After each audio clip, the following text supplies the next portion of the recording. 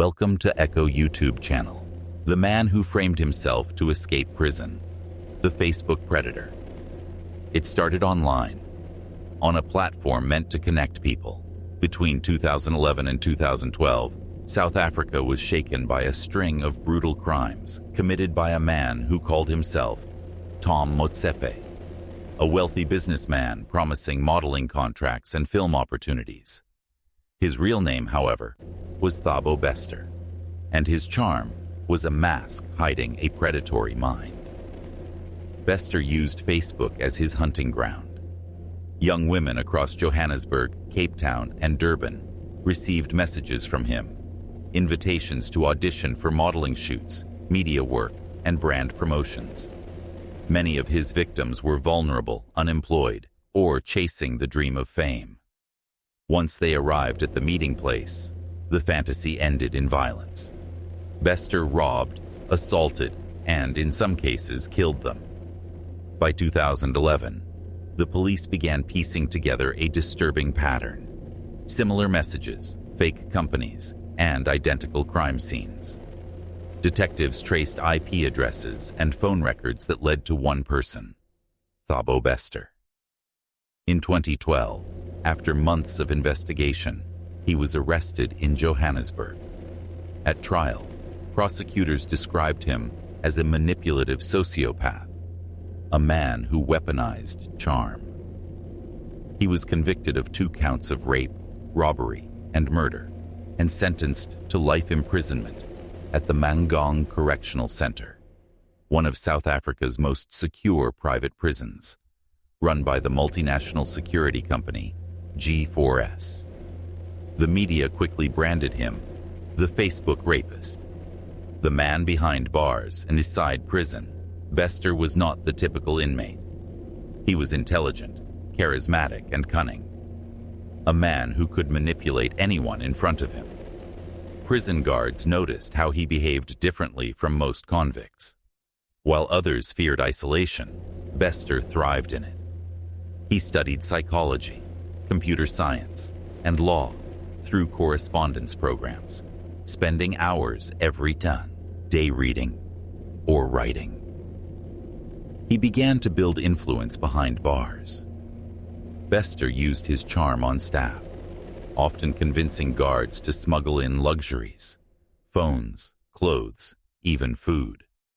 He reportedly gained access to laptops and internet connections, violating nearly every prison regulation.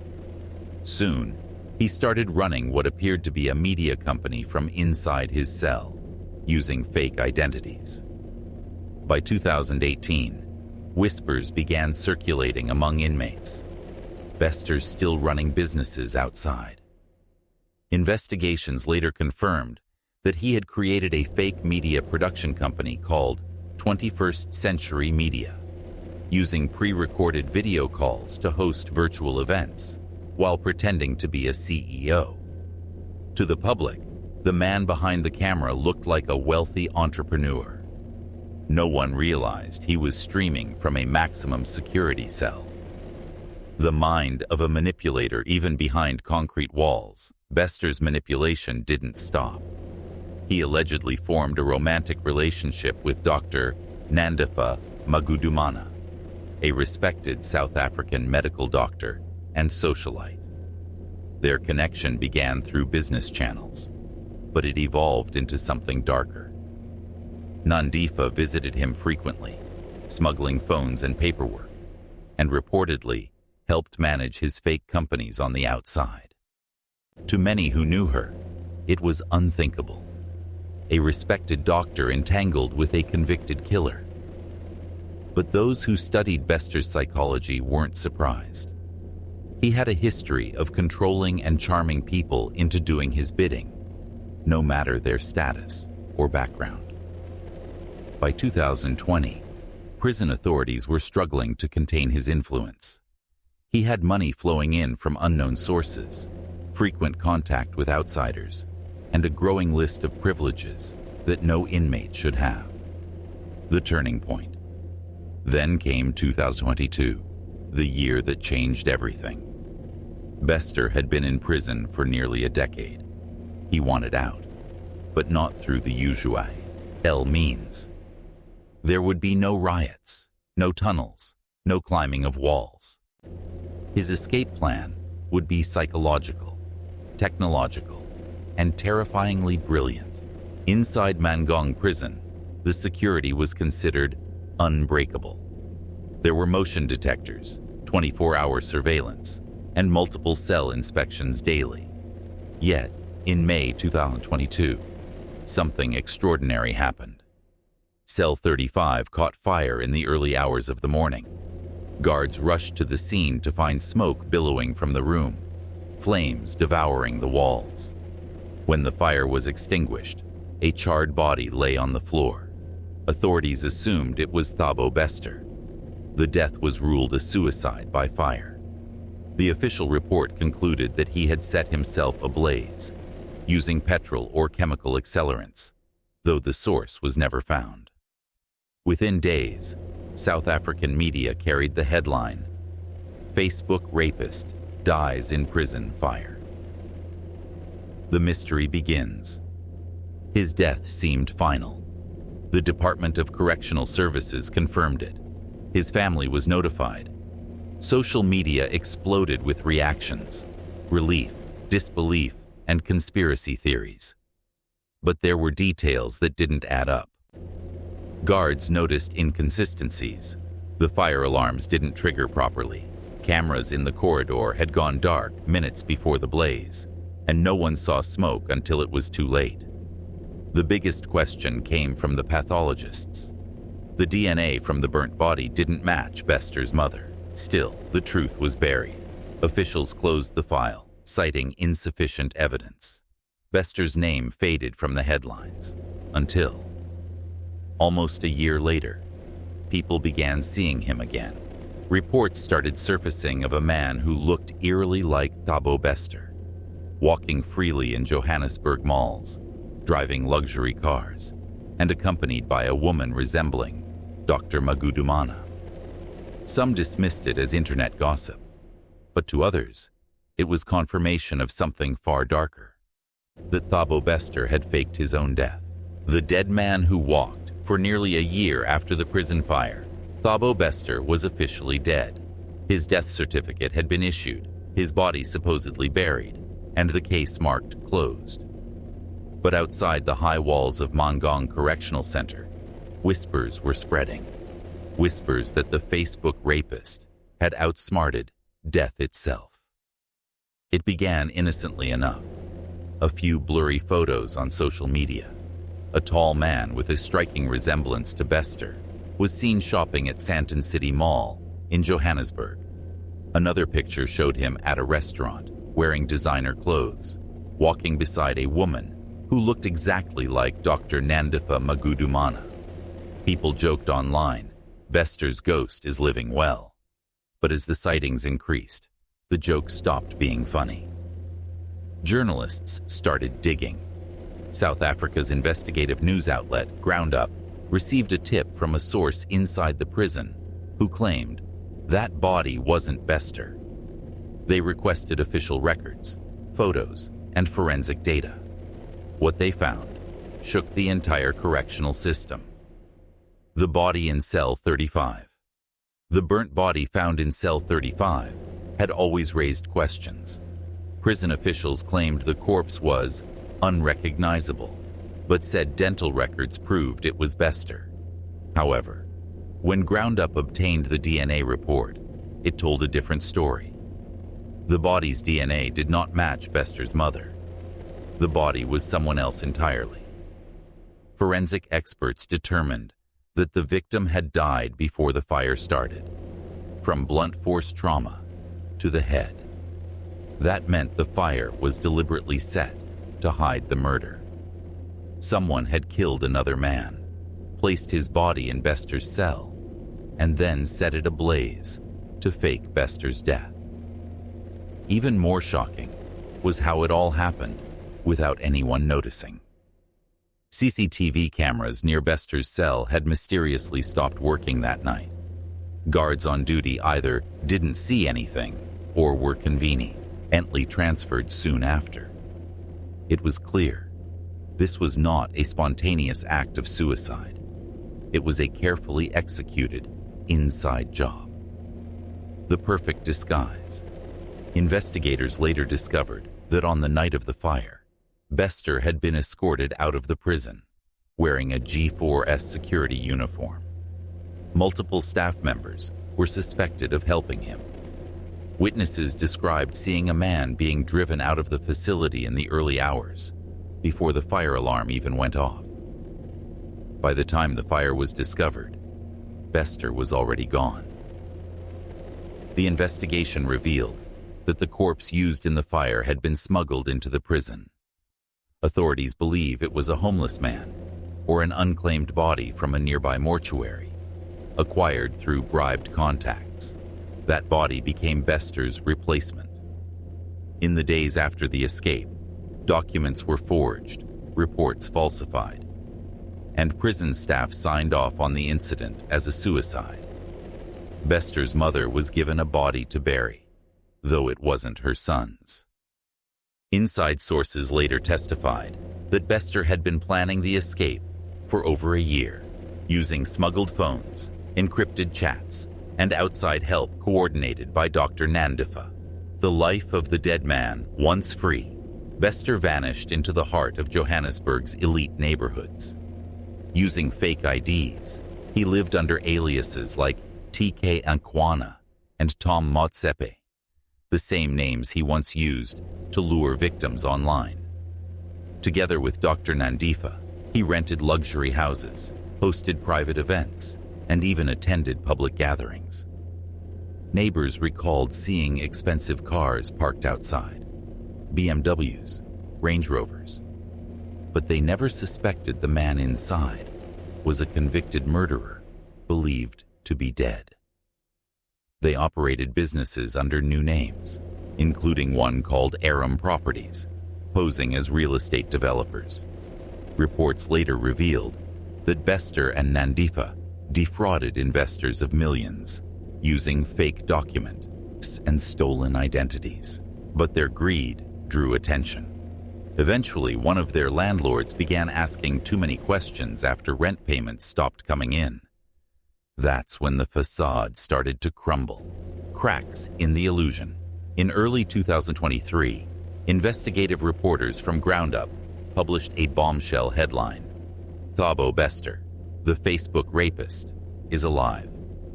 The article included evidence from DNA records, autopsy files, and photographic comparisons that proved Bester had faked his death. The South African government, initially skeptical, launched a full-scale investigation. The revelation caused nationwide outrage. How could one of the country's most notorious criminals fake his own death in a high-security prison and live freely for nearly a year? Protests erupted outside G4S facilities. The Department of Correctional Services suspended multiple officials, accusing them of corruption and cover-ups. Meanwhile, the hunt for Bester intensified. Law enforcement traced bank transfers, phone pings, and vehicle registrations. Each clue brought them closer, but Bester was already on the move. The Great Escape. By April 2023, investigators learned that Bester and Dr. Nandifa had fled South Africa. They were last seen crossing the border into Zimbabwe, then heading north through Zambia and Tanzania. Interpol issued a red notice, and border patrols were alerted. In Tanzania, police finally caught them in the city of Arusha, just 10 kilometers from the Kenyan border.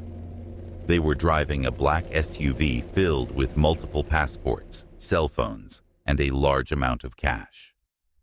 When arrested, Bester reportedly told officers calmly, "You've done well to find me." It was the end of one of the most audacious prison escapes in modern history. A man who literally framed himself to be free. The return of the ghost, Bester and Dr. Nandifa were deported back to South Africa under heavy security. As the airplane landed, the world watched in disbelief. The Facebook rapist, once declared dead, now stood in handcuffs, alive and smirking. When questioned about the escape, he offered no confession, only silence. Dr. Nandifa faced charges of aiding an escape, fraud, and obstruction of justice. The case shook South Africa's prison system to its core, exposing deep cracks of corruption and failure. Yet in that silence, one truth was clear.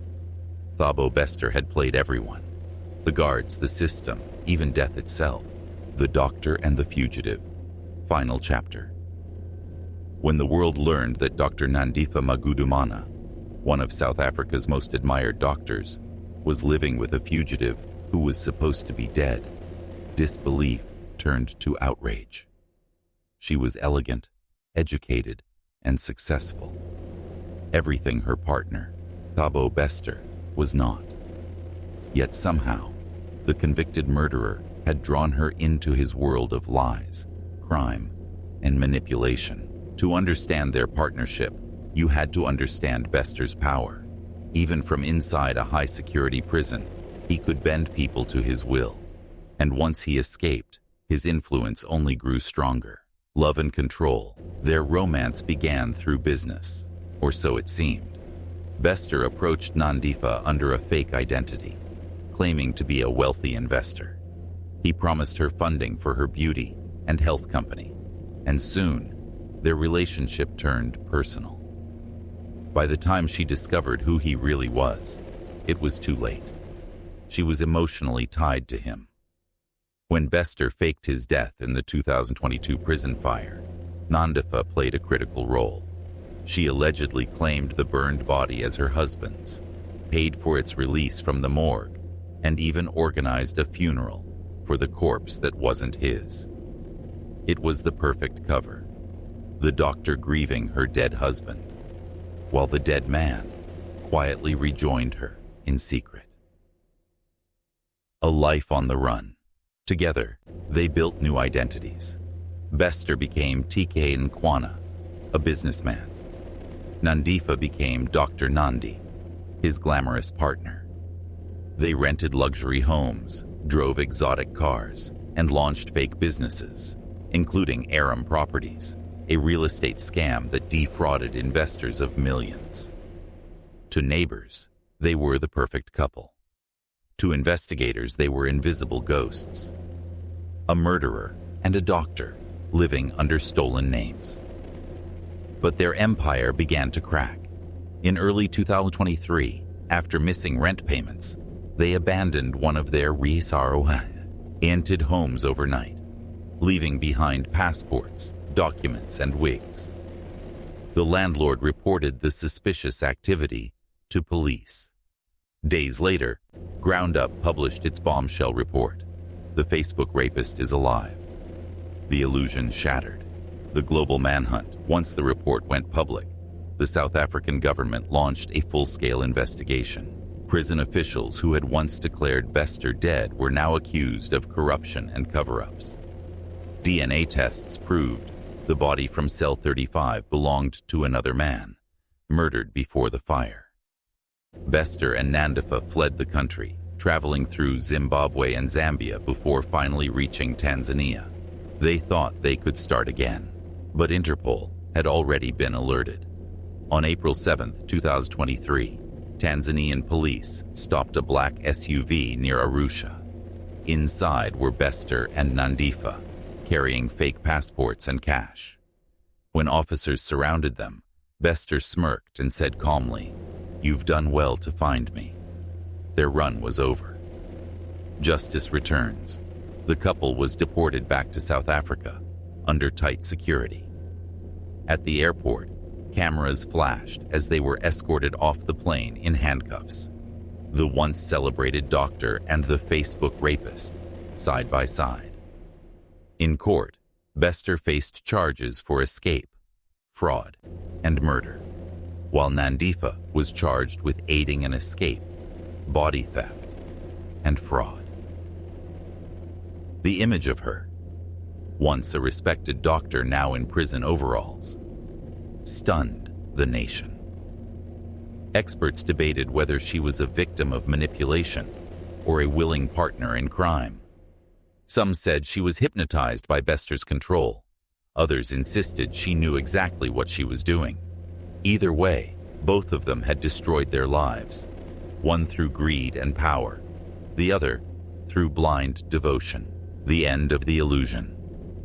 Today, Thabo Bester sits once again behind bars, under maximum security. Dr. Nandifa remains in custody, awaiting trial. Their crimes exposed corruption at the highest levels, forcing South Africa to re-examine how easily power, love, and manipulation can bend even the strongest minds. For the victims of Bester's past, justice finally began to heal, but the scars remain. His story became a warning, a reminder that genius without conscience becomes evil, and love without truth becomes destruction. Thabo Bester wanted to outsmart death and the system. For a while, he did. But in the end, the man who framed himself to escape prison could never escape who he truly was.